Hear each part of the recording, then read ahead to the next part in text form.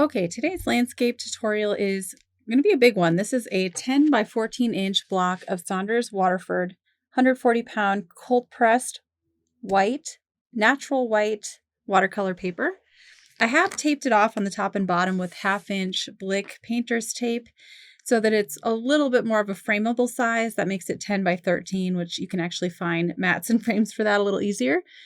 And I've already done a value study on a small sheet of paper here. So this is from the Oregon coast. I took this photo myself and I have touched it up a little bit. I've been playing with it in Photoshop and kind of making it a little bit more dramatic as far as the light and shadow. And my value study I just did in Payne's Gray, but you could do it with any color you want. It's just to give you an idea of where the lightest lights, darkest darks are, and where your mid-tone connections are going to be. So keep that handy for reference if you decide to do one. It's really helpful to glance at just so you don't lose track of the main things, the main shapes, the main values. It's really easy to get lost in detail when you're looking at a complicated reference photo. Now, my paints here are actually new to me. This is a brand new Magello watercolor palette, and inside of it, I've put all of my Mary Blue colors.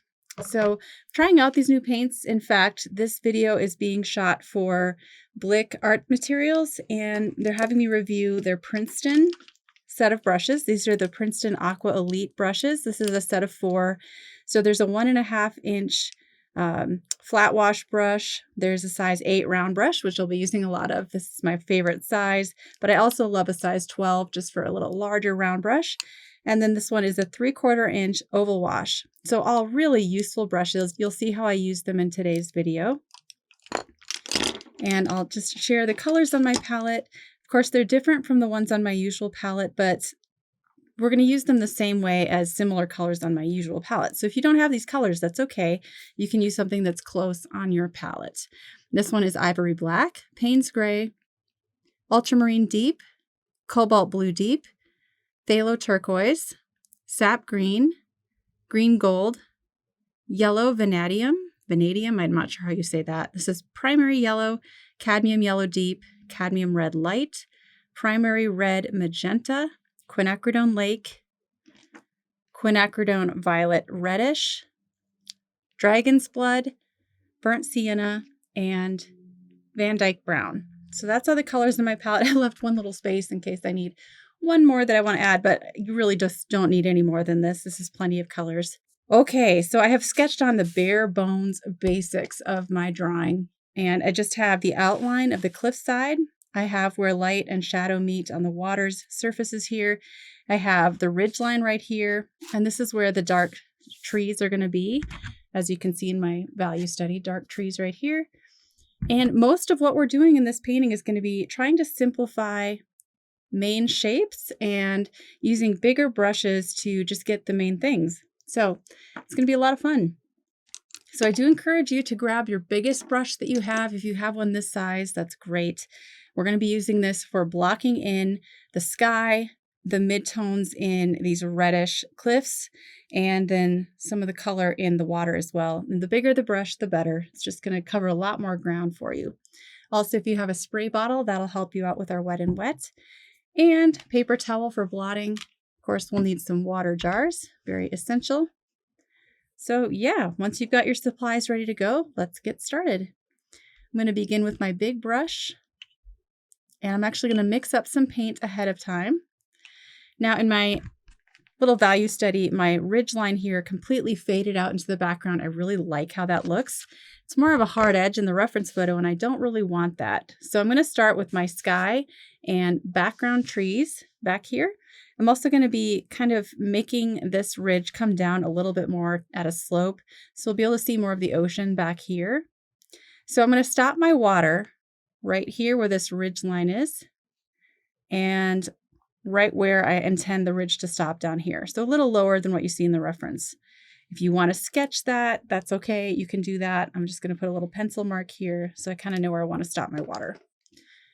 And remember, because we're going to be layering colors over the top that are a lot darker, don't worry about going over the top of where the trees are going to go with your water. That's totally okay. So we're going to paint on some clean water. You could just use your spray bottle, but I do want to control where my water goes at this stage. So right now, I'm just kind of looking at it at an angle and stopping the water along that curved ridge. And I probably should have mixed up some paint ahead of time, but we're not going to need a whole lot of color, so that's all right. I'm going to use the Cobalt Blue Deep.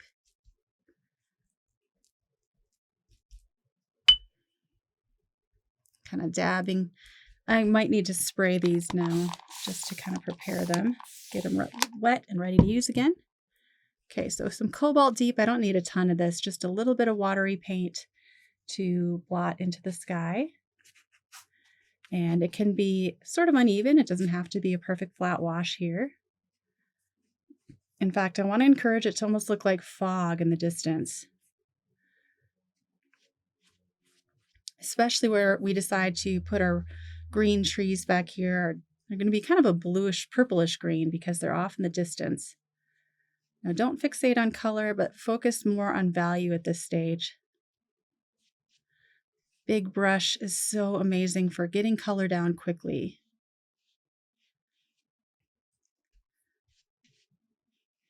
All right, so right up to my ridge. That's okay if that's a hard edge. Now where I don't want to have a hard edge is where I put my trees right here. So now that I've got all that big sky in, I'm going to switch to a slightly smaller brush. This is that oval wash. And now I'm going to mix up, let's do some of that phthalo turquoise and a little of the quinacridone violet, reddish.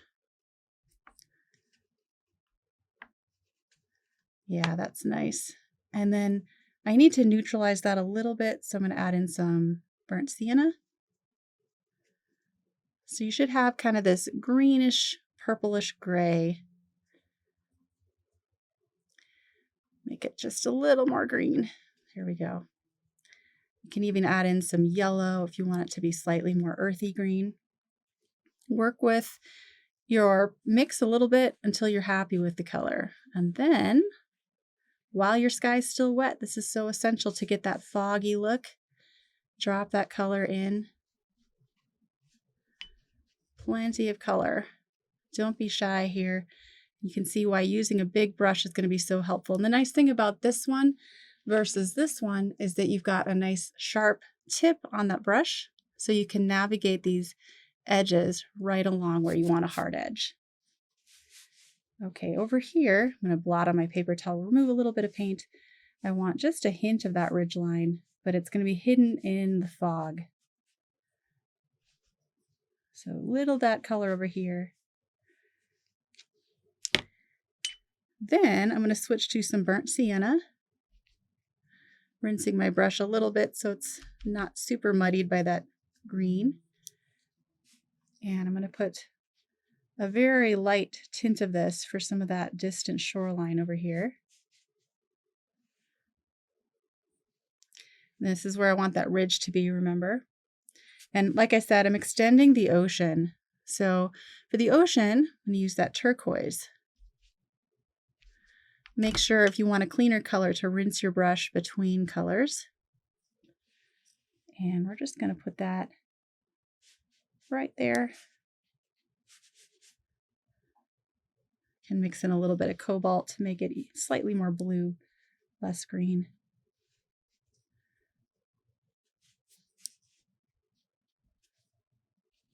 Okay, so this is going to disappear behind everything that's happening here. But yeah, there's our background, and that's pretty much it. I do see a little bit of a blossom happening right here.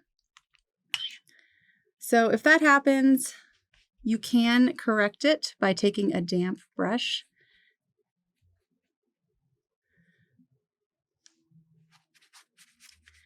And gently scrubbing that area. Just make sure you're not introducing any extra water to this area.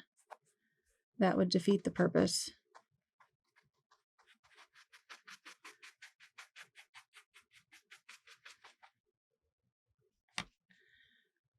All right, I'm just going to leave that alone. Usually that's the best call. And let's come now to our mid-tone area, all of this kind of reddish brown for the rock. I'm going to clean up my palette. We're going to switch back to our big brush. And before I do any wetting of the surface, I'm going to mix up my paint ahead of time this time. Grab some fresh paper towel. All right, so I want just a light wash really of probably burnt sienna is what I'll use here.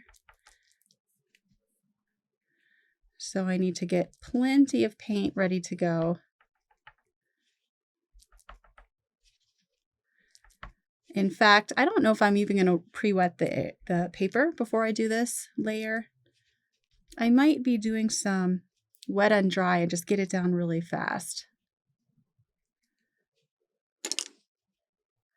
When you're working with a big brush with lots of paint, it really is just a question of, do you have enough paint ready to go? If you don't, then that's when it becomes problematic. But if you have a big enough puddle of paint, then you should be able to cover the whole area without any problems. Okay, so I need a pretty creamy or milky consistency. Remember that it's going to dry a lot lighter. So even though it may look a little bit too dark right now in this first layer, it should dry correct. Okay, now I'm also going to mix up a second puddle. This time I'm going to use, no, let's switch back to this one. I'm going to use my oval wash over here, and I need something more ultramarine for the shadows. So my goal is to paint in the rocks, in the light, and next to the shadow, kind of all at the same time. And that's a little too bright by itself, so I'm going to neutralize it with some of this Van Dyke brown, a little bit of burnt sienna. Yes, we have a little more neutral blue here. Okay, this brush is just soaking up tons of paint. That's great. Okay, so here's where we get to be brave. I'm just going to go for it, starting from left to right because I'm right-handed. You can even tilt your board slightly to let gravity work in your favor.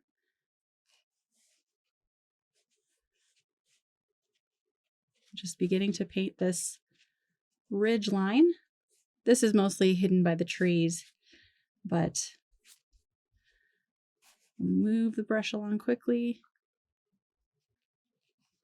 using the very edge of it to accurately get right up there. Now it's okay to go right over your shadow shapes. We just want to get our midtones in as quickly as possible. Okay, so notice how I have a little bit of a beading happening right there. That's good. That means I can come back to that without it forming a dark line. Now, really quickly, I'm going to drop in this blue, starting to show myself where these shadows are going to go. This is all going to be greenish trees. This is wet, charged into wet.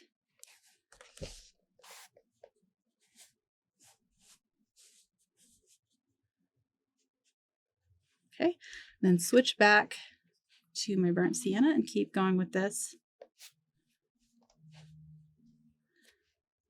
So you can essentially create a really quick flat wash using this big brush. And I'm going to actually pull that into the shoreline as well, right up to where the water is white. I made a mistake there. I'm going to lift this back out. I didn't want that area covered. That's okay. Switching quickly back to my burnt sienna.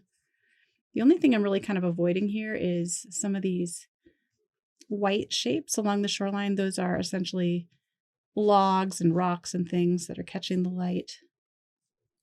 And then switching back and just keep going. And this doesn't have to be a perfect flat wash because it's just the first wash. So if you're not getting a perfect wash, that's okay. Just get some color down.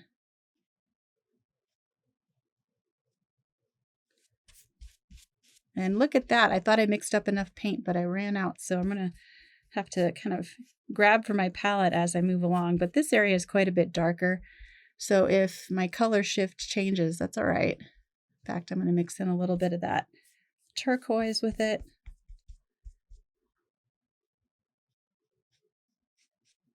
Okay, and then quickly switch to my other brush. Wet next to wet. Bringing this color right up to where that water stops. Love the fact that this brush has a nice pointy tip so I can really control my shapes a little better.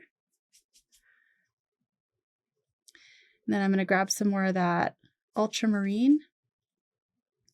Paint that quite directly on the shore here. We see some shadows cast from some trees that are off the composition, and I love how that looks in a painting. Hints at and suggests at something else happening over there. Now, I don't think I actually messed this up. This is that kind of dark, reflective shadow, but we can get to that later. For now, wow, it's already drying. It's crazy how fast that happens. But I'm just starting to drop some shadows, or suggestions of shadows into the paper, letting the colors blend right there on the surface. Look at how fast that dried. Happens so quick. All right, well, we can come back to that. So now let's get in some color here on the water. Sticking with my oval round brush, my oval wash brush.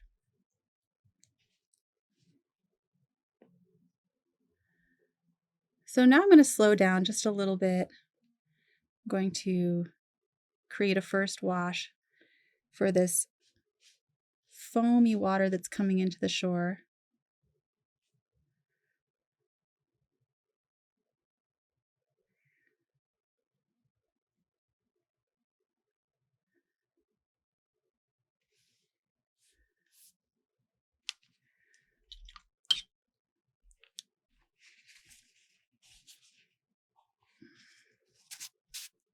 And I did mess this up. This area needs to be white, so I'm just going to lift that back out.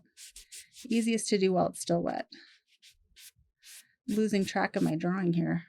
Okay, let that dry. We'll come back to it. The blue foam is actually right here.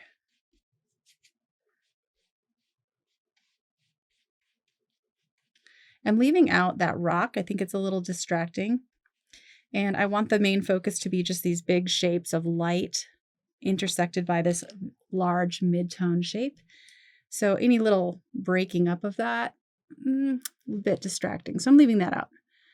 Okay, I'm going to take some more turquoise, mixing in some water. So I have a watery mix. And I'm going to paint that in right up next to my cliff.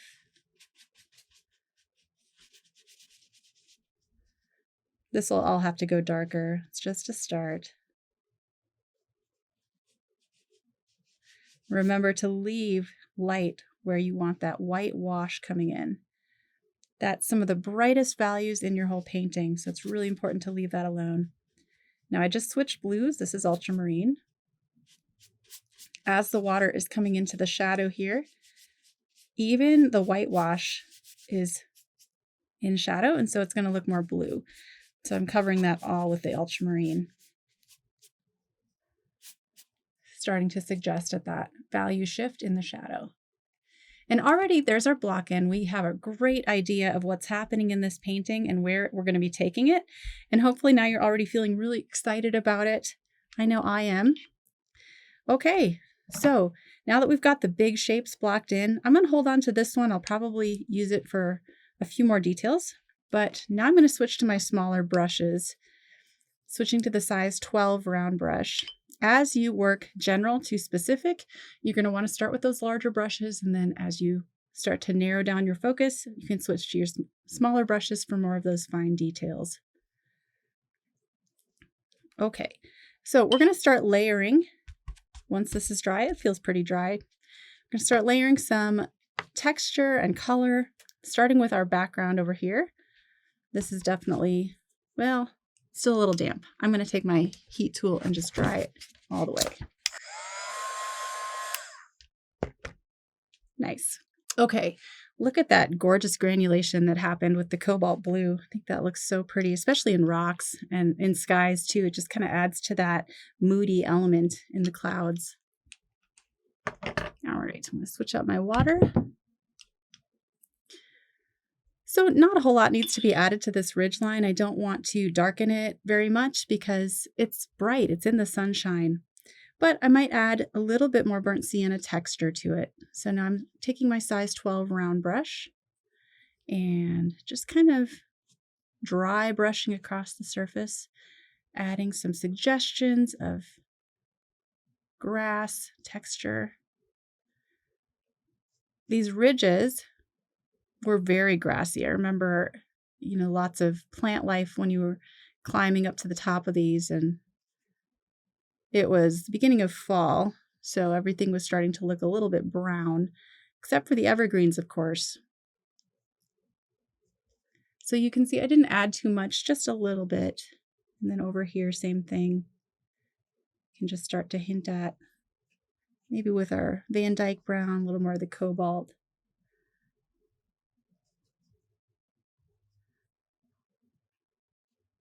Just some slopey, rocky shapes back here.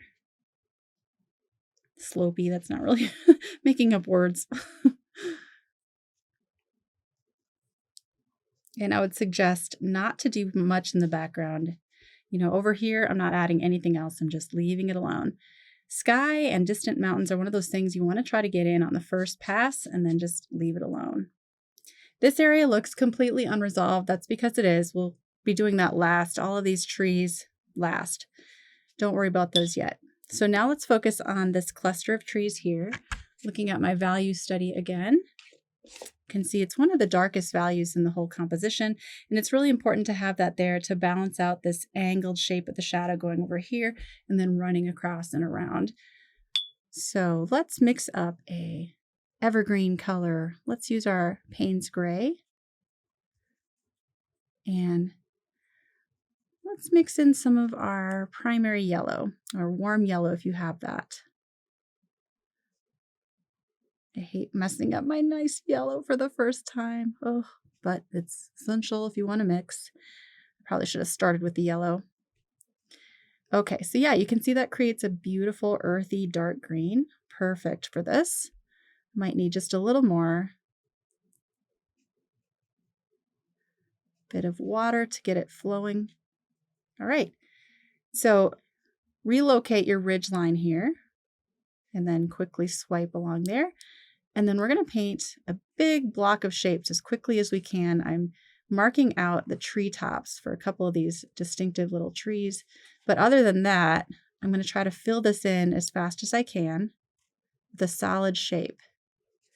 So once I've got a couple of treetops, don't have to be perfect, just kind of squiggly. Then, ooh, I didn't mix up enough, did I? Make some more. Yes, don't be shy. Mix up as much as you need. Okay, then we're going to just go ahead and paint that all in. And we can actually switch back and forth between warmer and cooler colors. Here's some burnt sienna kind of inserted in between those mixes. Again, to lend an earthy look to the colors back here.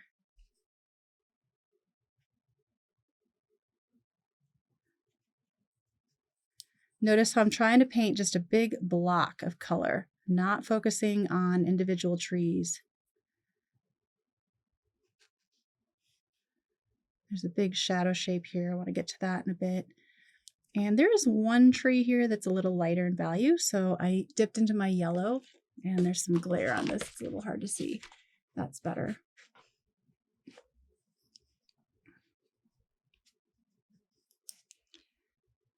So just keep making your big tree shadow shape over here. The edge of it should be bumpy. And then that's kind of casting a shadow up onto the mountainside. This is a little bit of a tricky shape, but let's see if we can pull it off here.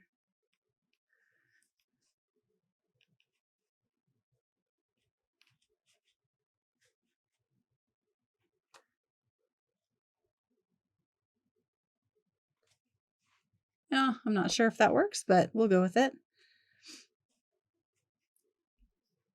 Okay, and then there's a little teeny cluster of a tree right here on top of this cliff.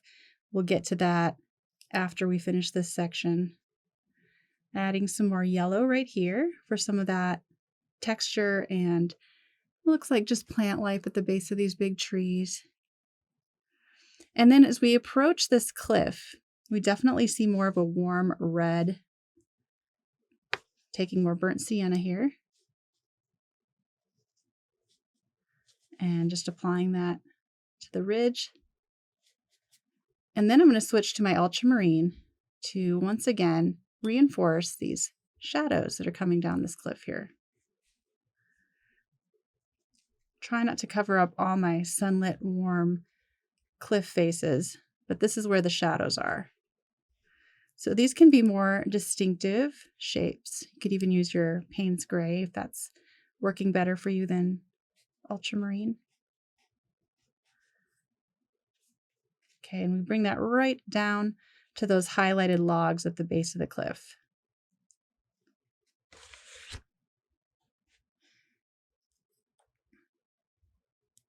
While your paint is still wet, you can push and pull a little bit. You can adjust your shapes.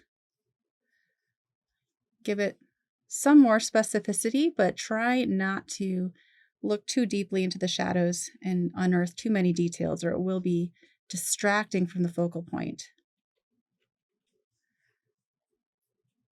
Just a couple boldly placed brush strokes can really suggest that detail without overly rendering it. And my goal with this painting is to not overwork it.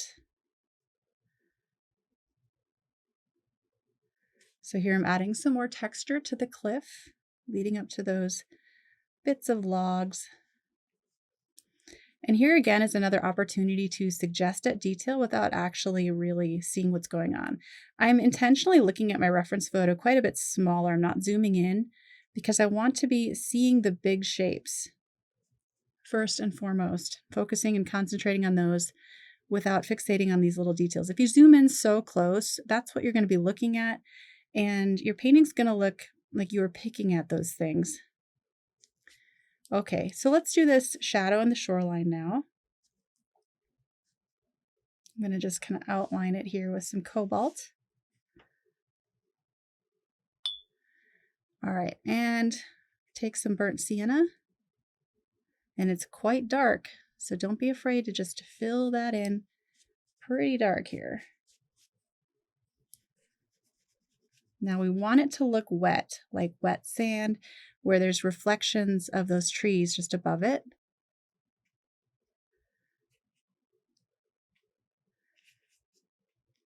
So to achieve that, we can add our dark reflections. This is Payne's Gray.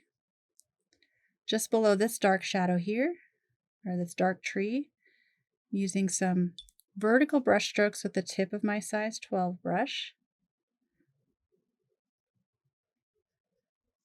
We're hinting at those lovely tree reflections on the water, on the sand.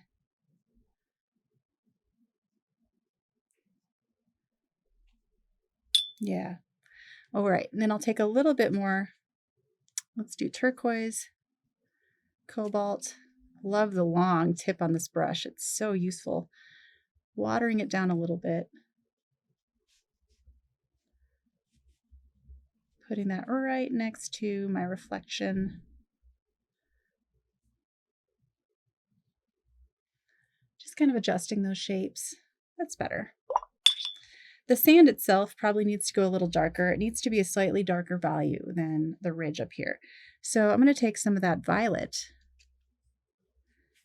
watered down, and just paint that right over the top.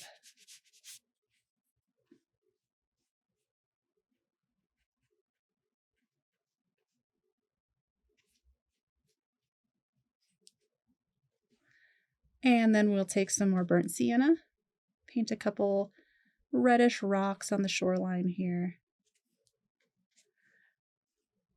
Add some stronger reddish detail up in this ridge here.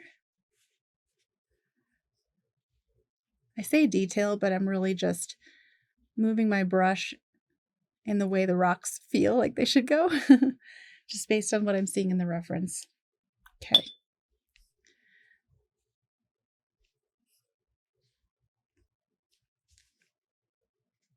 Nice.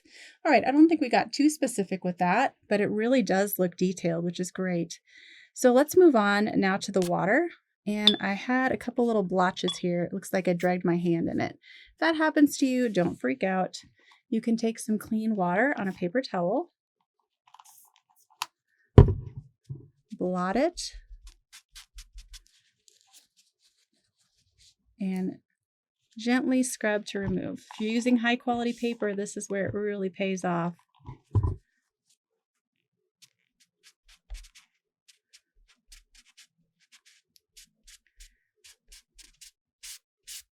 Okay, so I was able to mostly remove that. Thankfully, I'm going to go change my water, get some fresh. Okay, we're moving on to the water now. I'm going to be doing this giant section last. And so let's focus on the area in the light here. We don't want to lose all this highlight. So we're going to use our smaller brush. This is the Princeton Aqua Elite Size 8 round brush, perfect for smaller details on this large painting. And as I mentioned, we're leaving out that rock in the reference photo. Don't worry about that. So first I need to darken this whitewash here. And I want to leave a sliver of an edge there where the water's coming in. So let's take burnt sienna, ultramarine, one of my favorite combos. These perform really similar to my Daniel Smith colors, so if you're concerned about the brand being different, don't be. It's the same pigment numbers. All right, so with this gray mix, I'm just going to go ahead and paint in this whitewash coming in. I'm actually going to grab some Payne's Gray, slightly darker, right here where the white edge comes in. This is a wave overlapping a wave. You know how they come in and overlap each other. Okay, so here I'm going to use the tip of the brush to graze the surface of the paper and almost do some cross hatching so that we see a little bit of the texture. It's not just a flat wash, right? It looks kind of gritty from far away. So that little technique there can help create that texture. We're going to use that same gray and paint more specifically right up to the edge of the whitewash. It's okay if your paint is quite watery here. In fact, I want it to be kind of watery because I'm planning to connect the line of wet paint into the blue that we're going to add next. If it dries too quick, we'll miss that opportunity to create a soft edge there.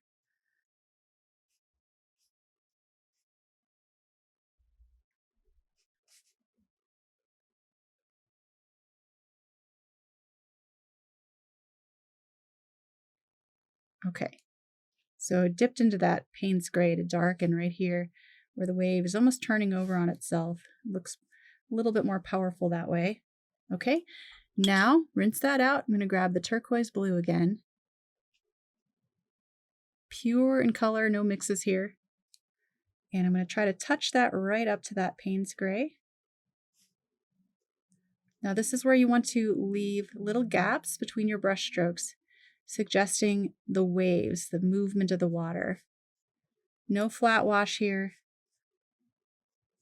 Being strategic about painting separations between our brush strokes. I'm going to darken my turquoise as I come down. Remember, we're moving down towards this area of the water that's in shadow, and the value is gradually going to get darker. So keep dipping into the paint to get a darker value. And then we also see a shift in color temperature. So as we move our way down, it's turning more into this purplish blue, which I'm going to use ultramarine for that. Perfect. Warm blue, getting closer to purple.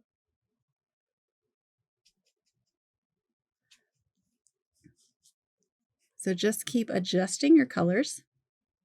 Now remember here, we want to leave that whitewash as well. So it would be tempting to just go over the top of all of that, but stop before the whitewash.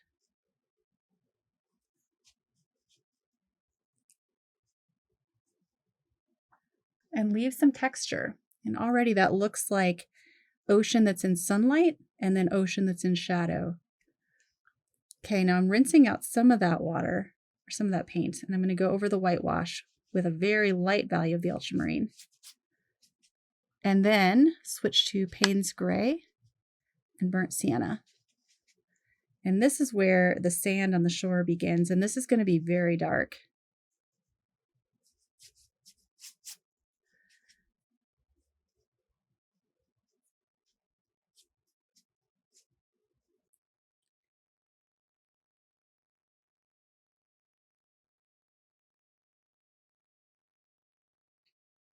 Okay, so right here we see another little edge of the water stopping right about here. And then it's dark sand, so negative paint around that little strip of light, but it's not very light. Just compared to this area, it is. And then we're going to mix, let's do our purple mixed with the turquoise. And then we'll neutralize that with some burnt sienna. Creates this dark grape black brown almost. And that is the sandy shore vignetted really dark here at the bottom. And then to finish it off, some pure Payne's Gray.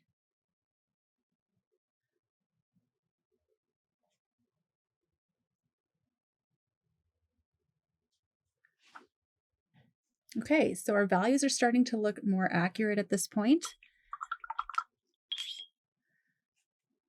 Let's come back to our whitewash up here. Once your first layer is dry, you can add a little bit more detail. Would say just a little bit, doesn't need a lot. So with my turquoise again, I'm just going to add some tiny horizontal lines again, suggesting waves, ripples, movement in the water.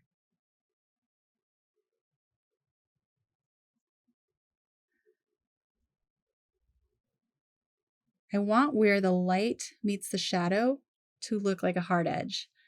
So I did a more specific brush stroke there to create that hard edge. And then here, I'm using Payne's Gray, just where the water kind of hits the foamy area, it gets a little darker. Can you see that value shift there?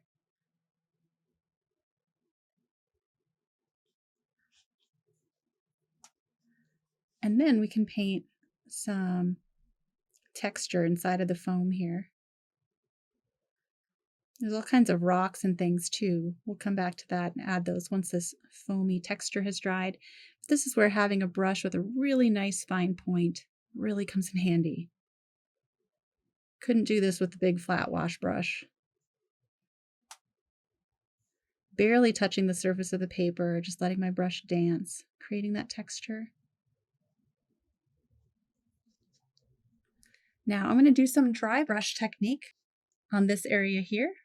So I want to simultaneously darken it and also add some more texture. So I'm going to take that gray that I mixed up earlier. I'm holding my brush at quite an angle now. And I'm going to just scrape my brush across that area. You can see how it catches on the texture of the paper, leaving some of the little valleys untouched with paint. Yeah, there's our texture. That's what I was looking for. Love it. Okay, now some Payne's Gray. Let's add just a bit darker color here in the shadow on the water. And then maybe some black rocks down here. Try not to make these too distracting. In fact, if you can, try to connect their shapes wherever possible. These do not have to be perfect or just like the photo by any means. I mean, you can shape these however you want. Another thing that really makes that foam look like it has some body to it is to add a shadow underneath the lip or the edge of where the water's rolling in. So that's what I've just done here.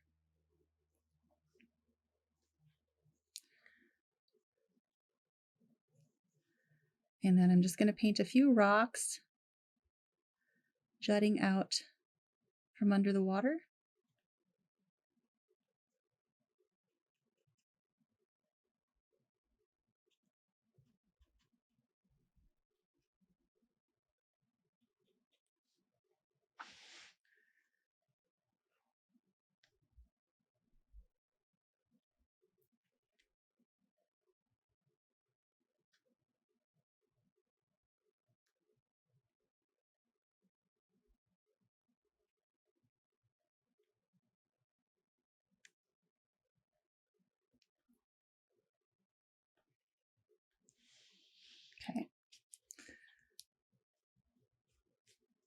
A little more of that dry brush texture here. Okay, let's leave the water alone for a while. We need to bring all of this up to the correct value and color, and then this will start to recede into the background. Right now it's just popping forward because it's the most detailed area. Let's switch back to our big brush now. We need to add some more color to our big rock here in the foreground and do a big shadow in the front. So this will be a lot of fun just using our biggest brush. Let's go ahead and start with our warm color, and there's still, you can see a trace of it in the brush. So more burnt sienna. And I'm actually going to mix in some of that primary yellow as well. Yeah, so I have a golden brownish yellow. Perfect for this area in the sunlight. All right, so with my big brush, this is where you can have fun adding bold brush strokes and covering a large area quickly.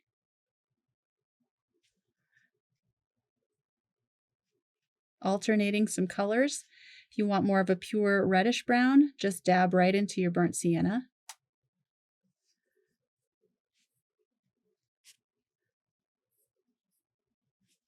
And then when you want more of a cool brown, pull in some blue with your burnt sienna. Or you can use some of that Van Dyke brown. That's totally acceptable to just use pre-made color like that.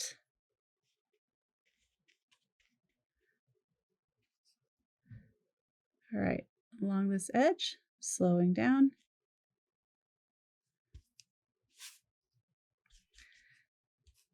Okay, so for my shadow tone, I'm going to take Payne's Gray, really quite dark, and mixing in a little of the burnt sienna. Mostly Payne's Gray. Huge puddle. The bigger the puddle, the better. All right, and then let's go ahead and just create this giant shadow shape. You'll need lots of paint, and having a big brush will make it go really quick and easy.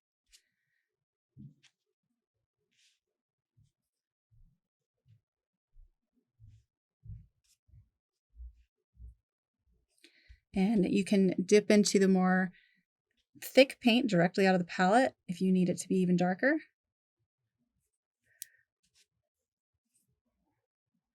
I'm letting it pool a little bit at the bottom there. Then grabbing my other large brush, the oval wash, I'm going to take some of the burnt sienna and paint that right up next to my shadow so that they touch and creates a soft edge.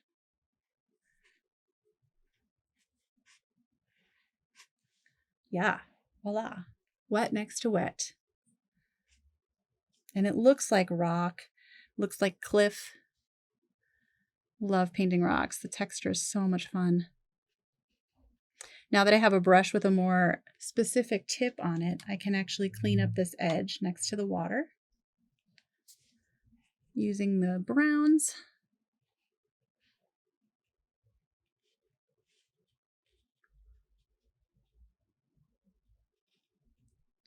I want it to stand out from over the ocean. Don't want it to look like it's transparent there. Back to my bigger brush with more Payne's Gray on it. I want it to be really dark. And almost connect it right to this ocean shoreline there. So you can see as it's drying much lighter. So you really can't go too dark with this shadow. I'm going to add in some ultramarine so it really looks like a cool shadow. The Payne's Gray was somewhat neutralized by our burnt sienna. Now, compared to this shadow, this one is not quite as dark. So if it's drying a little bit lighter than you expected, that's okay. But we do want this shadow to be even darker. So as we're working, we're making those comparisons and adjusting accordingly. Now these are kind of the tree shadows that I'm seeing on the rock surface. Very cool looking. All right, I'm going to set my big brush aside for a minute and switch back to my oval wash. Wow, doesn't that look like light and shadow? So striking. So now we're going to paint our darkest dark over here. The reason I want to use a slightly smaller brush is it's just a slightly smaller shape. We can use this puddle here still, but mix in some more Payne's Gray. Now there are a couple spots where we see some foliage kind of lit up. So I'm going to paint around those spots for now. I need it to be even darker, almost pure black.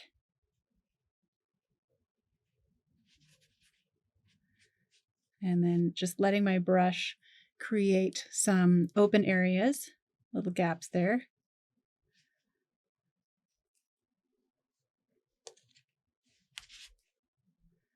It's okay if it touches your wet paint along that edge.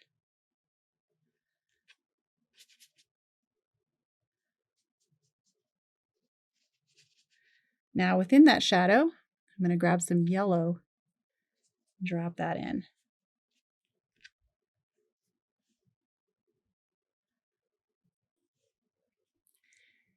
Awesome. Okay, now we get to start having fun with all of these trees.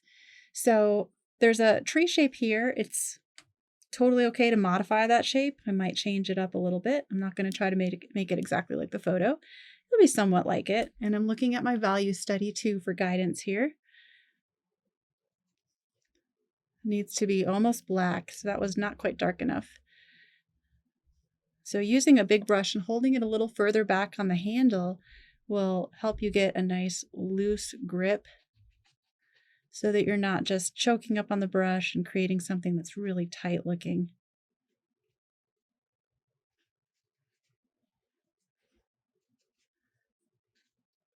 Okay, now when I get to these trees more in the center, I'm going to switch to a slightly smaller brush. All right, so let's switch back to our size 12. And we're going to mix up some fresh color for these pine trees. They're not very pure green, are they? I suppose we could make them more green than what we see, but I really like that earthy kind of brownish green look. So let's take our primary yellow again. This time I'm actually going to start with it. And our Payne's Gray.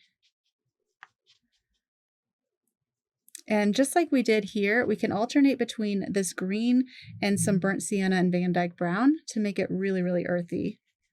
Let's go ahead and take some Van Dyke brown. All right, and I'm going to try to connect to the Payne's Gray that I put over here. It's already dried a little bit, but wherever possible, just try to keep moving along. And a lot of times when you're doing pine trees, it's helpful to start with a trunk. Let's take a look here. We could do a trunk shape kind of coming down like that. And then we'll do our tree shape brush strokes using a wiggly side to side kind of motion. And so you can see why it wasn't necessary to paint back here because we're covering it all up now with this tree or this cluster of trees.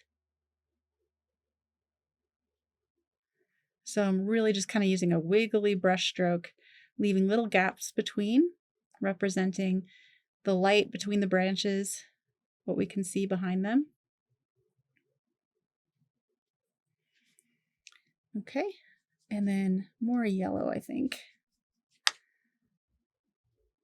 More Payne's Gray. All right, so I did draw a trunk right here. I'm kind of keeping an eye on that. I'm going to use some more burnt sienna in my mix. Some of these branches, they're not really very green. Time of year, it's fall.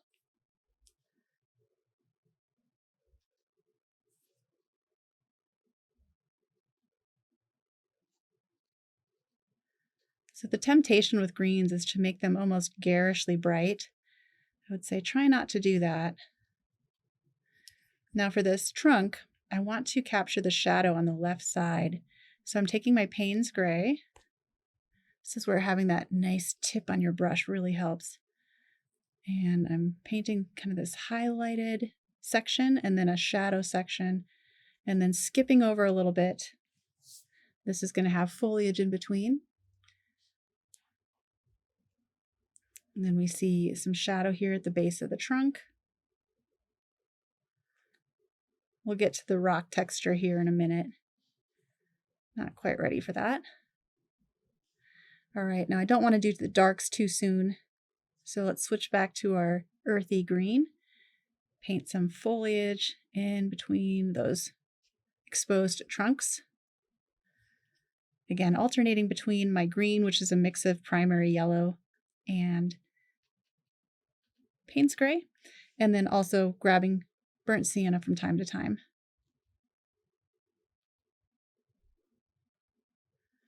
And you want to work with fairly watery paint so that it kind of blends together, merges on the paper.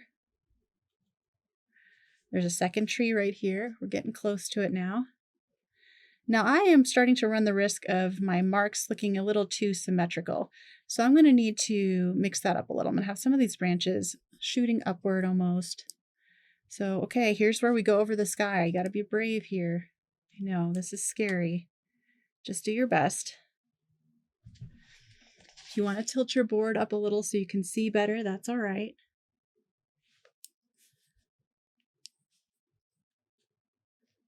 Okay, so slow down now.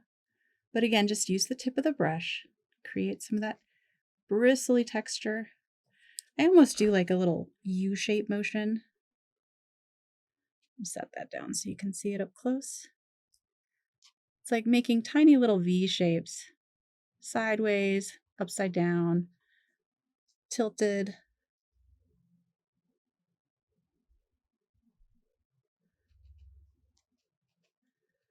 And resist the temptation to make all the gaps and spaces between your brush strokes the same.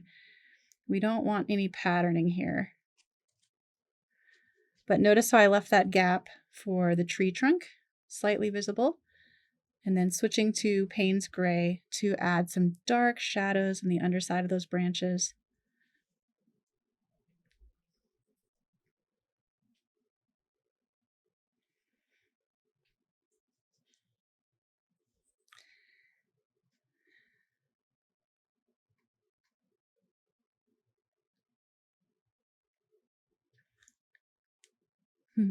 So just adjusting and modifying my shapes as I go. Try not to be a slavish copyist of the photo. Let's do another tree trunk here. Some branches.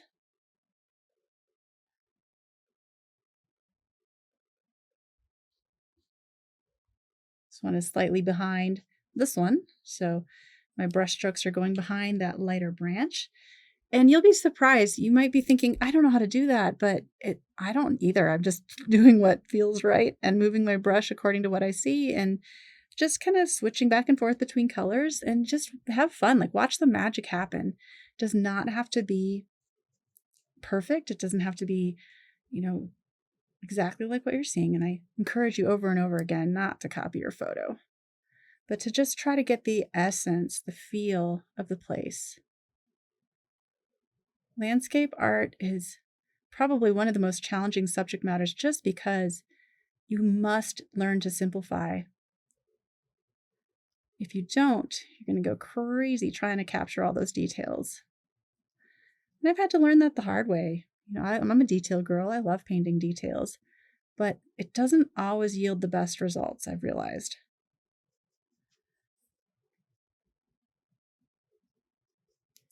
So squint at your photo and even kind of squint at your painting and see, are these clusters looking too patterned? Are they looking too perfect?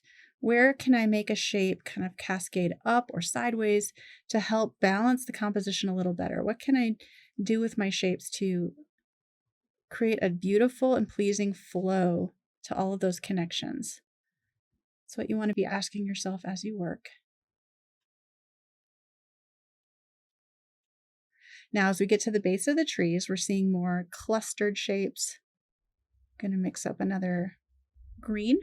And as I mentioned, when we kind of ended with the shape here, there's a little tiny tree that's coming out and growing at the base of this cliff here. So painting that in now, and it's casting its own shadow right there. And that's helping connect our tree line to the cliff here. I love this about the Oregon coast. You have all of these jutting rocks coming out of the ocean with trees growing right on top of them. It's really marvelous. It's unlike anything I'd ever seen before. It's just so beautiful. All right, how are we doing? So step back from your painting. Ask yourself, is there anything else I need to do or add? Or do I just need to let it be? So the last thing we're going to do is really fix. We're really going to finish this cliff here. I'm going to stick with the size 12 brush. Okay, rinse that out. And I'm also going to rinse out my palette a little bit because I need more warm tones now for my rocks. So let's get rid of that green. All right, back to burnt sienna. So I haven't really dipped into my other colors too much. If I wanted to, I could grab some of my, orange or red just to pop some more color in there. But I really love the look of a harmonious limited palette. So I'm going to stick with the colors I've been using here. Burnt sienna is sufficient for my red. Most of the time for landscapes, I don't use any other reds except burnt sienna. Just don't, unless you're painting flowers or something like that, you don't see those brilliant reds too often. Okay, so you can see how I'm using the round brush to let the long bristles on that brush dance across the surface, create some texture. Now I'm going to grab some Van Dyke brown. And as I'm moving down towards the shadow, I want my color temperature shift to be slightly cooler. The Van Dyke brown is not as reddish, so that's a great way to begin that shift towards cooler tones as we're moving down to the shadows. So I want my brightest reds, which in this case is just pure burnt sienna, to be concentrated up here where that sunlight is hitting. It's so striking. Almost gives it this golden glow. And now I'm adding texture. Okay, I'm going to take some ultramarine blue and begin to paint some of these dark crack shapes, shadows.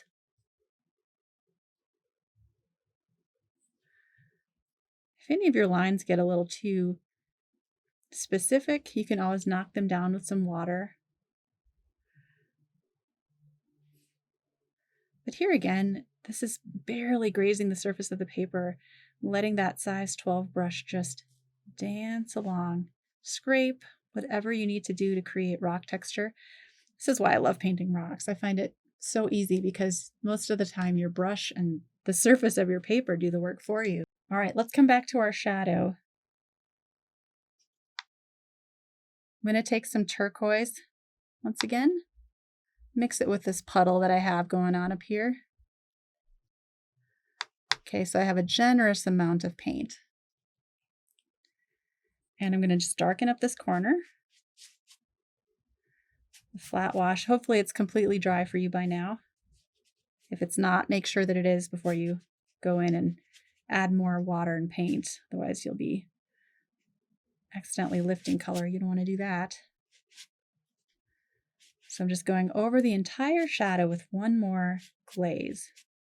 Glazing is when you darken an area of paint with paint on a dry surface. And look at that, I used up that whole puddle because it was such a big surface area. Okay, and I'm going to go over my foreground one more time with another glaze.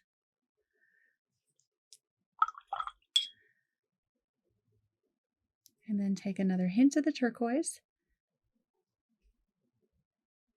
And add some little brush marks to give the water foam more texture. It's just too perfect right now. Be careful not to go too dark with this or to cover up all your highlights. These highlights are essential for the composition. So step back. Is there anything else you want to add? I think I want to bring some more of this strong burnt sienna tone into this ridgeline back here. So I'm going to use my 12 brush and just add some more burnt sienna brush strokes to that distant ridge. More pops of that bright red. It's all in the sunlight, just like our cliff is. So that'll help balance it out, I think.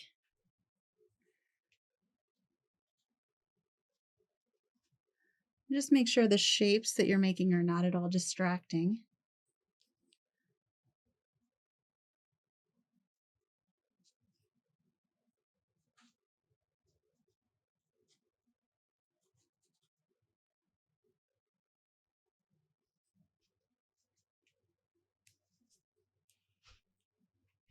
And then likewise, I'll add a bit more back here.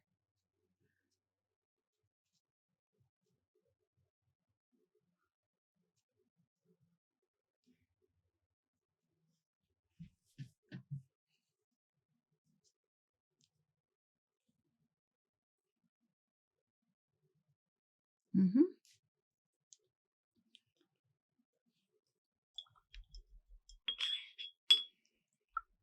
All right, now I was debating about whether I wanted to mess with this or not, but I think I want it to have a tiny bit of tree texture. So what I'm going to do now is re-wet that area, and I'm going to go safe with this. I'm going to use a spray bottle. And I'm going to use my oval wash. Need to rinse that out, make sure it's mostly clean.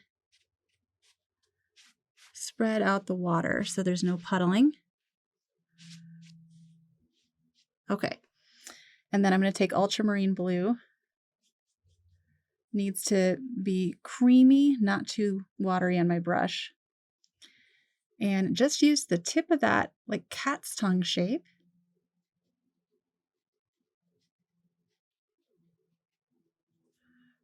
to hint at some trees back here.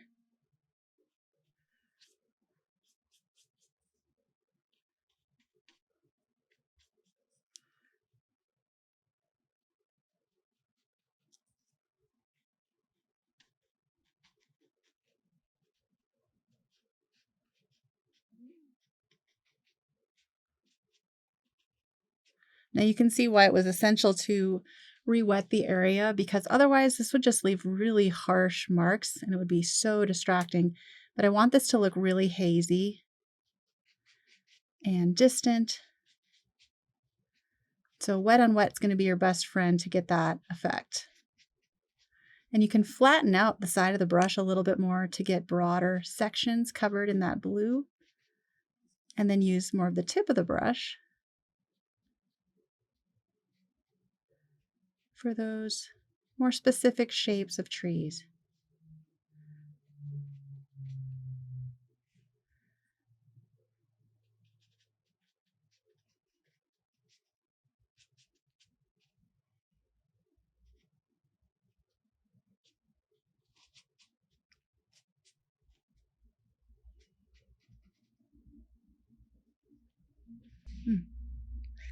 Yeah, I think that subtle texture really adds a lot. So it's much more obvious now that we're looking at trees back there, whereas before it was kind of like, well, is that a cloud or what is that?